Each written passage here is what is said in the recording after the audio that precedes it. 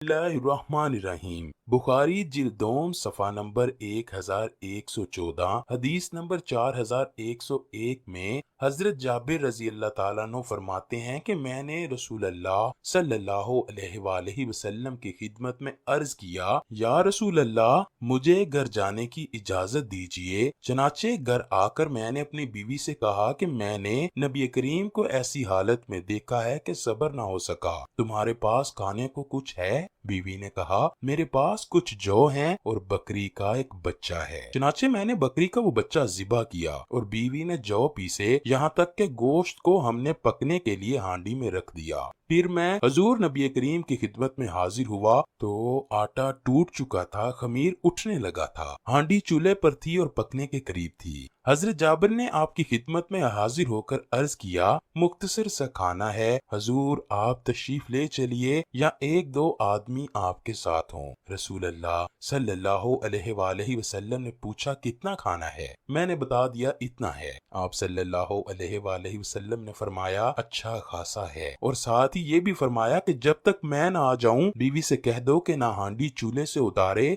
ना रोटियां तनूर में लगाए। फिर आप सल्लल्लाहु अलैहि वसल्लम ने सहाबा में ऐलान फरमाया कि जाबिर की दावत है, सब चलो। उधर हजरत जाबिर घर बीवी के पास पहुँचे और कम खाना और ज्यादा मेहमान आने की वजह से शर्म के मारे कहा, तेरा भला हो हजूर, तो मुहाजिरीन और इंसार सबको साथ ला रहे हैं। बीवी ने हजरत जाबिर से पूछा, हजूर सल्लल्लाहु अलैहि वसल्लम ने तुमसे खाने के मुतालिक पूछ लिया था? उन्होंने कहा, हाँ पूछ तो लिया था। इससे उनको इत्मीनान हो गया। फिर आप अपने और अल्लाह के एतमाद पर लेकर आ रहे हैं। आपने सहाबा से फरमाया, अंदर चलो और रश न करो। चनाचे आप सल्लल्लाहु अलैहि वसल्लम रोटियां तोड़ने लगे और उन पर बोटियां रखने लगे और हांडी से गोश्त और तनूर से रोटी लेकर उनको ढांक देते। इसी तरह बराबर आप सल्लल्लाहु अलैहि वसल्लम रोटी के टुकड़े कर करके देते रहे और हांडी में से चम्मच भर भर कर लेते रहे, यहाँ तक कि सब आसूदा यानी शिकमसेर हो गए और खाना कुछ बच भी गया। फिर रसूल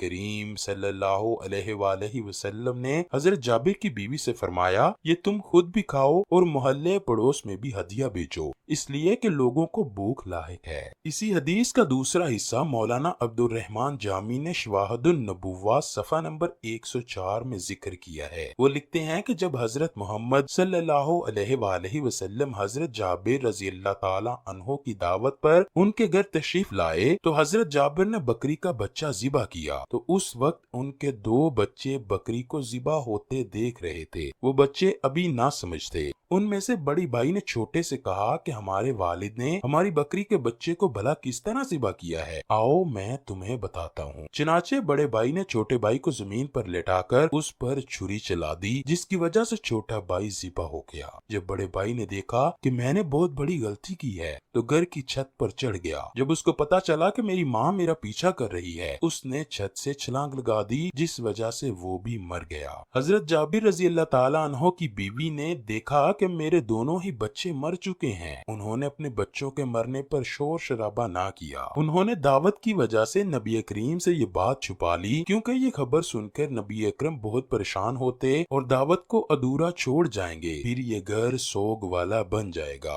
उसने दोनों बच्चों की लाशों को एक कमरे में लिटाकर उस पर एक कपड़ा डाल दिया। जब नबी करीम खाना खाने से पहले बच्चों का पूछा तो हजरत जाबिर की बीवी अर्ज करने लगी कि बच्चे सो गए हैं। उसी वक्त हजरत जिब्राईल अलैहिस्सलाम नबी अकरम सल्लल्लाहु अलैहि वसल्लम की बारगाहे अक़दस में हाजिर होकर अर्ज गुजार हुए, ए मोहम्मद सल्लल्लाहु अलैहि वसल्लम, अल्लाह का हुक्म है कि हजरत जाबिर और इनके दोनों बच्चों को भी साथ बिठाकर खाना खिलाया जाए। इस पर नबी करीम ने हजरत जाबिर को फरमाया कि बच्चों को लेकर आ जाओ, वो भी मेरे साथ बैठकर खाना खाएं। हजरत जाबिर बच्चों को लेने के लिए चले गए। उन्होंने बीवी से कहा कि नबी करीम का फरमान है कि दोनों बच्चों को भी खाने के दस्तरखान पर ले आओ। हजरत जाबिर की बीवी ने कहा कि बच्चे तो सो गए हैं। जब दूसरी बार हजरत जाबिर ने बच्चों का दरियाफ्त किया तो बीवी ने दोनों बच्चों के जिस्मों से कपड़े उतार दिए। ये देखकर हजरत जाबिर रजी अल्लाह ताला अन्हु और उनकी बीवी नबी अकरम की बारगाह में हाजिर होकर सारा किस्सा सुना दिया।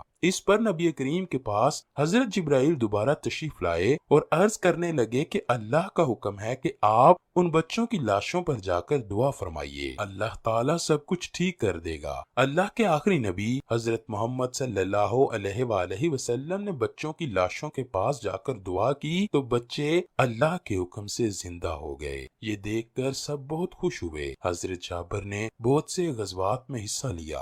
حجۃ الوداع جو 10 ہجری کو پیش آیا اس میں بھی حضرت جابر رضی اللہ تعالیٰ عنہ نے شرکت کی۔ 37 ہجری میں جنگ صفین ہوئی جس میں حضرت جابر نے سیدنا مولا علی کی طرف سے جنگ میں حصہ لیا۔ حضرت جابر کو حدیث سننے کا بہت شوق تھا۔ آپ ایک حدیث پاک کو سننے کے لیے کئی مہینوں کا سفر کر کے چلے جایا کرتے۔ حضرت عبداللہ بن انیس رضی اللہ تعالیٰ عنہ کے پاس ایک حدیث تھی اور وہ شام میں رہائش پذیر تھے۔ جب حضرت جابر کو اس بات کا پتہ چلا تو انہوں نے ایک اونٹ خریدا اور ان کے پاس جا کر کہا کہ مجھے حدیث سنائیے، میں اس لیے آیا ہوں کہ ایسا نہ ہو کہ میں مر جاؤں اور میں یہ حدیث سننے سے رہ جاؤں۔ اسی طرح حضرت مسلمہ رضی اللہ تعالی عنہ امیر مصر سے حدیث سننے کے لیے مصر کا سفر کیا اور حدیث سنی۔ اس سفر کا تذکرہ طبرانی میں موجود ہے۔